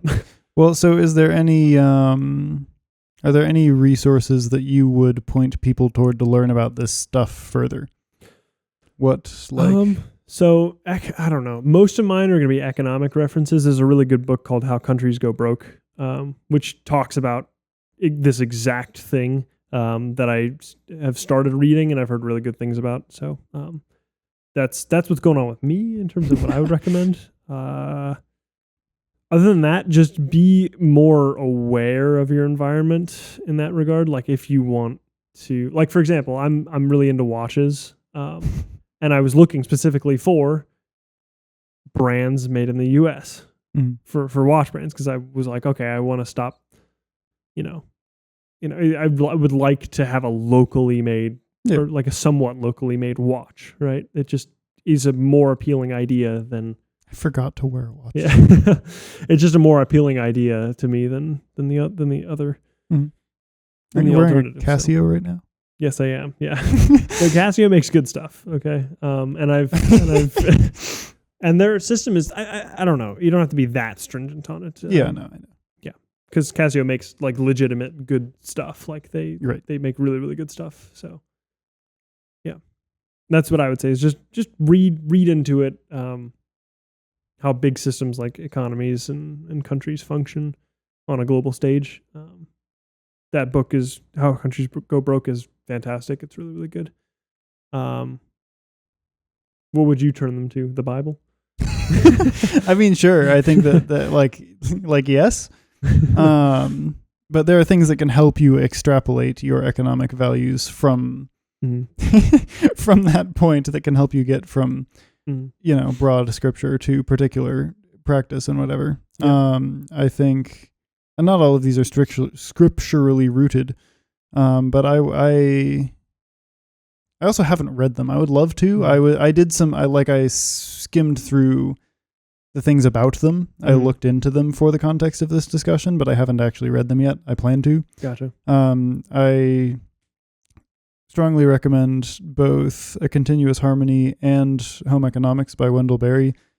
Fascinating stuff. Fascinating. I've thinker. heard of Home Economics. Fun fact: the word economics comes from a Greek word that specifically means like home economics. It refers to the functioning of a home unit, economics itself. Gotcha. Yeah.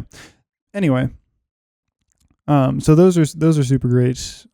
He does a good job of putting the moral implications into your economic decisions, and also it is the root of a lot of this localism stuff and whatever.